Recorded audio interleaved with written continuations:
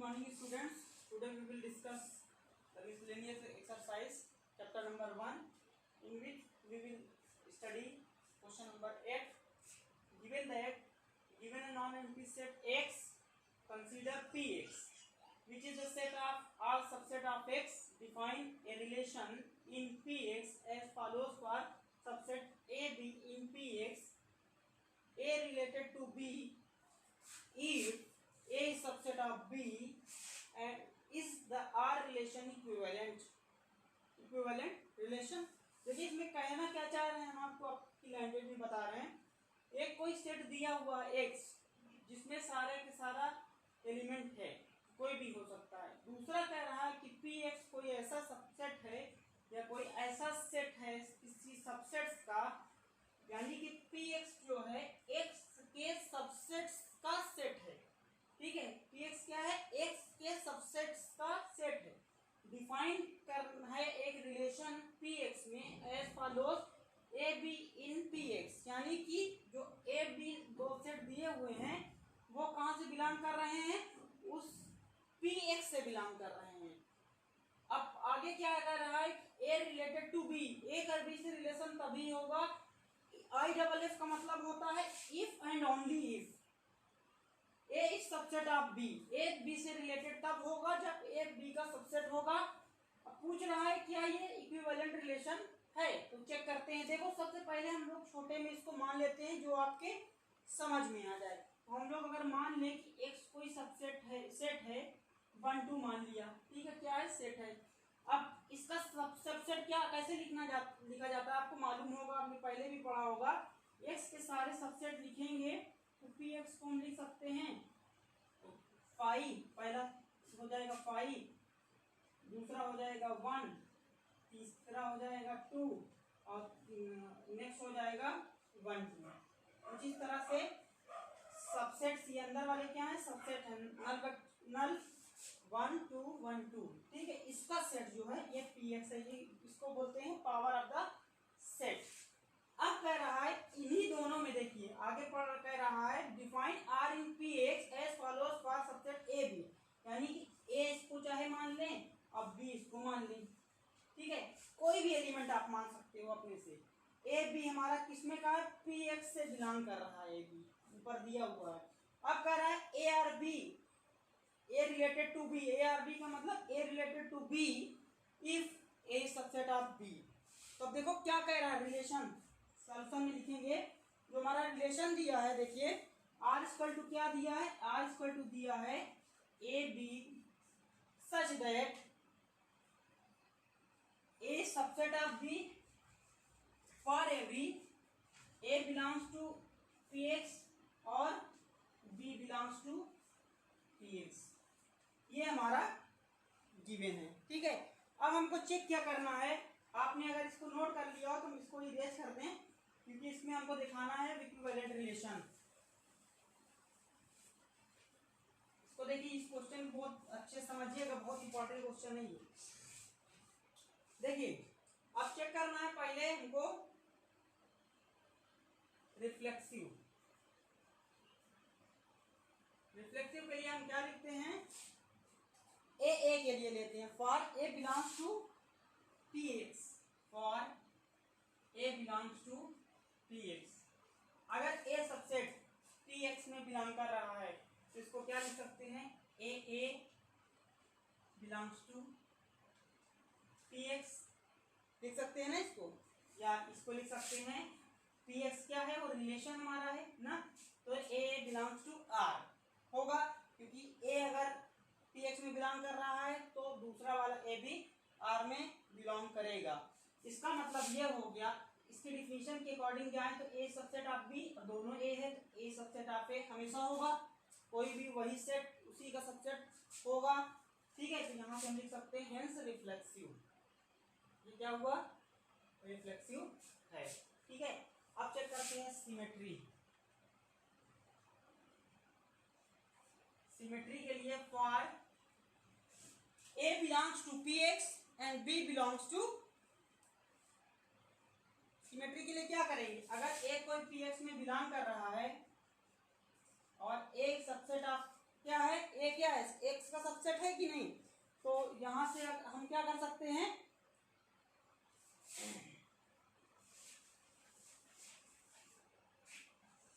A B अगर are में belong करे और ये इंप्लाई कर दे कि बी ए भी आर में बिलोंग कर रहा है तो होगा सिमेट्री।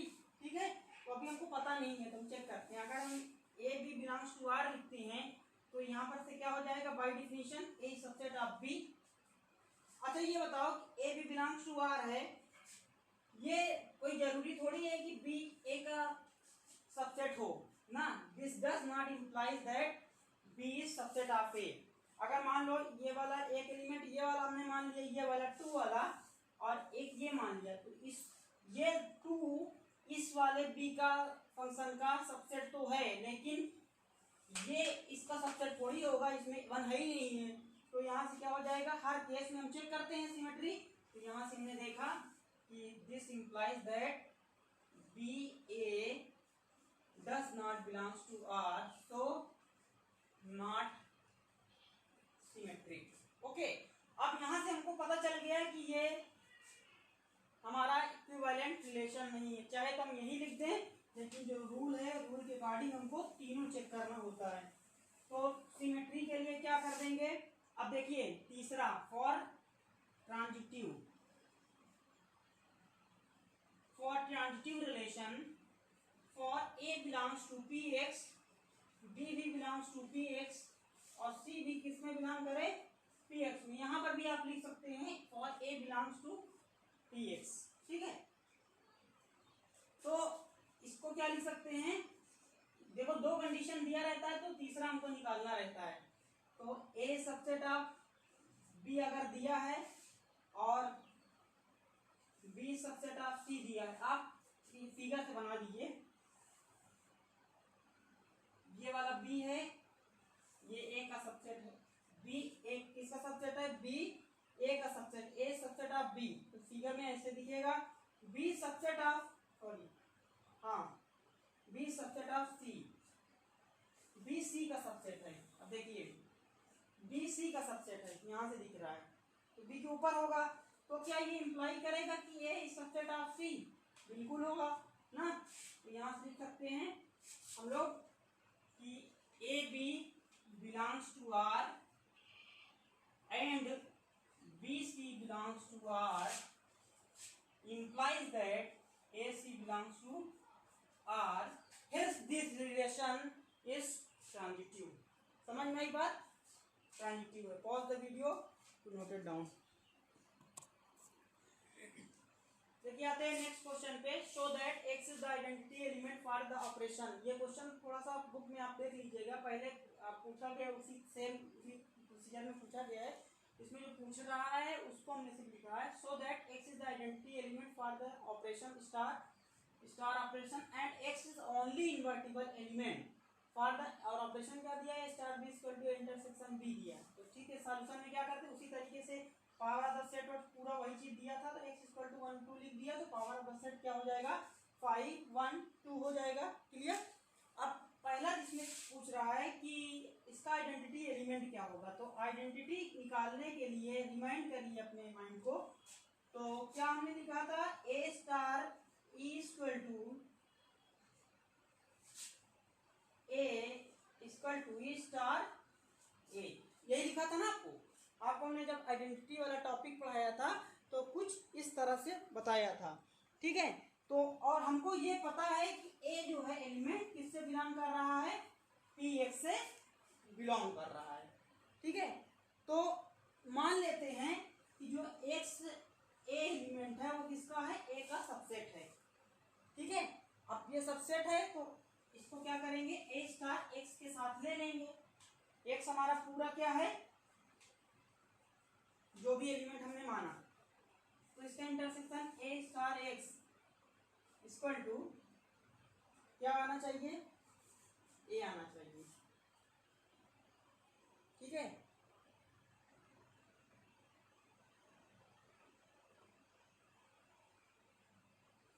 और X star A equal to X intersection B equal to क्या होगा? अच्छा ये बताइए, ए स्टार एक्स, एक्स तो पूरा पूरा समझ लीजिए यूनिवर्सल सेट मान लेते हैं, एक्स पूरा यूनिवर्सल सेट है, एक वही है इसके अंदर, इसका इंटरसेक्शन ए ही तो होगा, बी के साथ बी होगा, तो यानी कि एक्स के साथ क्या होगा? एक्स के साथ बी ए ही होगा। यानी दोनों केसों में हमको क्या मिला? दिख रहा है आपको? ये समझ में आ रही बात? A star X, X is universal set और उसकी यूनिवर्सल सेट के ये एलिमेंट हैं, तो इसकी वैल्यू इंटरसेक्शन में क्या है? ये ही आएंगे। और एक्स बाइनरी ऑपरेशन ए, एक्स के साथ ए का लो चाहे ए के साथ एक्स का इंटरसेक्शन लो, वैल्यू सेम आना चाहिए। तो हम यहाँ से क्या लिख सकते हैं? ये ए स्टार एक्स लिखा हमने तो ए आ गया, तो इससे हम क्या लिख सकते हैं? X is the identity element, so we can say that X is the identity element. यहाँ पर एक्स क्या है? ये जो ई लिखा हमने है, ई क्या है यहाँ पे? इसको हम कह सकते हैं ई इक्वल टू हमारा वो एक्स ही है। अब दूसरा इसमें पूछ रहा है कि ये इन्वर्टिबल भी होगा, तो इन्वर्टिबल के लिए आपको पता है कंडीशन हम लिख दे रहे हैं अभी। इन्वर्टिबल के लिए हम लोग मान लेते हैं कि ए और B, A star B equal to E equal to B star A, ये होता है। क्लियर है? अगर देखिए ए इंटरसेक्शन बी ले लें, ई बी इंटरसेक्शन ए, हर केस में होगा कि नहीं होगा? ये बताइए, हर केस में यही होगा। और आइडेंटिटी हमारी क्या थी? ई की वैल्यू अभी हमने क्या निकाला? ई की जगह पर हम इसको लिख सकते हैं X equal to B intersection A. तो देखो ये क्या होता है, बी हमने क्या माना था वहां पे? इसको थोड़ा सा चेंज कर लीजिएगा, यहाँ पर माना था एक्स, यहाँ पर माना था एक्स, ठीक है? तो क्या हो जाएगा? हाँ वही चीज है ना, उल्टा हो गया, intersection X, X intersection X, ठीक है? तो एक्स, एक्स ये क्या है? A intersection B equal to X, X का मतलब आइडेंटिटी आ गया, तो ये एक्स जो है क्या है? इनवर्स फंक्शन है ना, जैसे कि आप लिखते थे ए इनवर्स इक्वल टू ये लिखते हो, तो ए तो एक्स, पहला ए जो है वो तो कैपिटल ए है, और ए इनवर्स की जगह पर क्या आया है? एक्स आया है, और किसके बराबर? आइडेंटिटी की, आइडेंटिटी क्या है? मैंने अभी प्रूफ किया है, आइडेंटिटी एक्स है, सो एक्स इज इनवर्स, ठीक है? एक्स क्या है हमारा? इनवर्स है। Pause the video to note it down.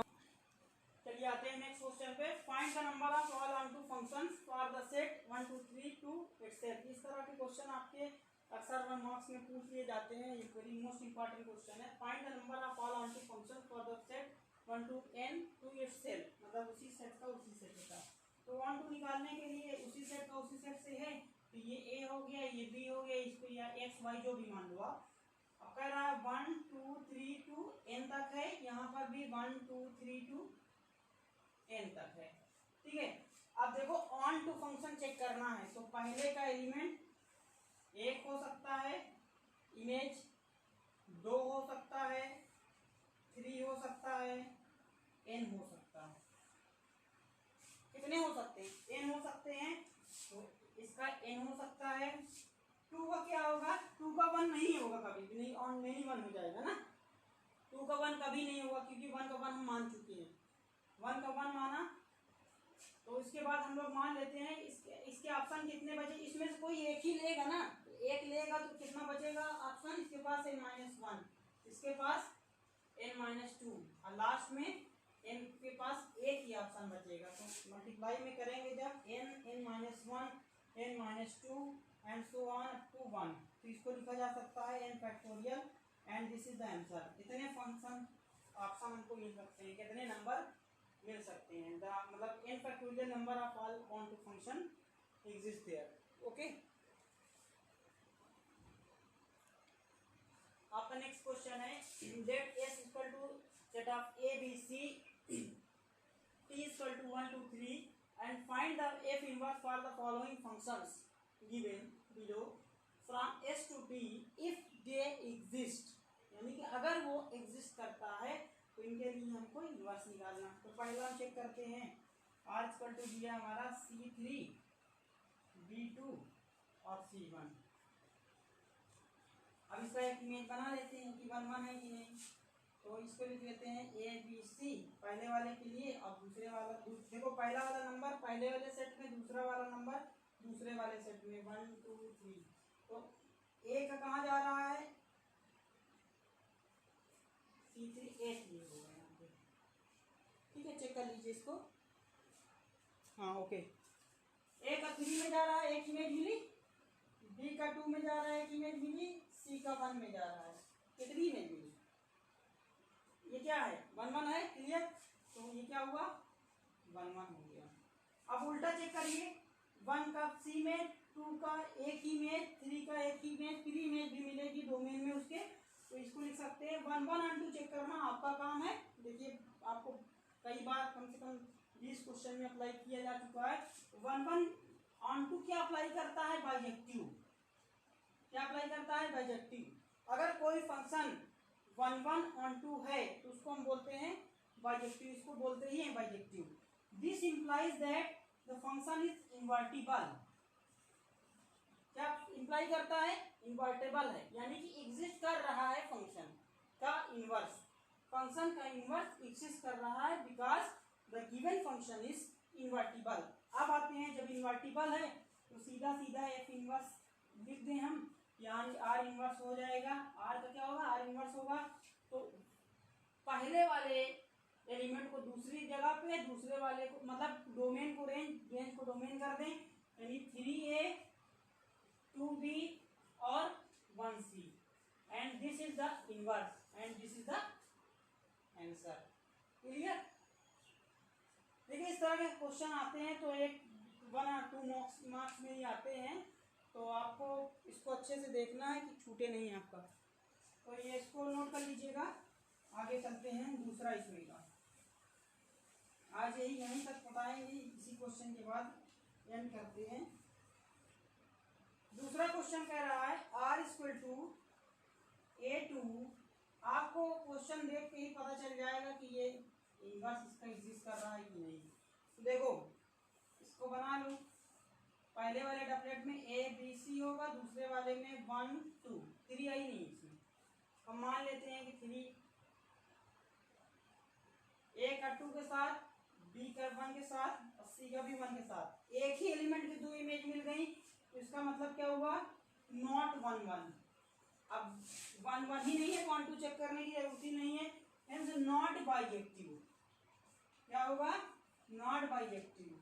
So inverse doesn't exist. देखिए हमने इस पे चेक किया, ये 1 1 नहीं है, और 1 1 नहीं है तो इसका मतलब बाइजेक्टिव नहीं है। बाइजेक्टिव नहीं है तो इनवर्स नहीं एग्जिस्ट करता। तो पूछा क्या है, इनवर्स निकालना। जब एग्जिस्ट ही नहीं करता है तो निकालना क्या है, ठीक है। तो hence the inverse does not exist, and that's all. Thank you for watching this video.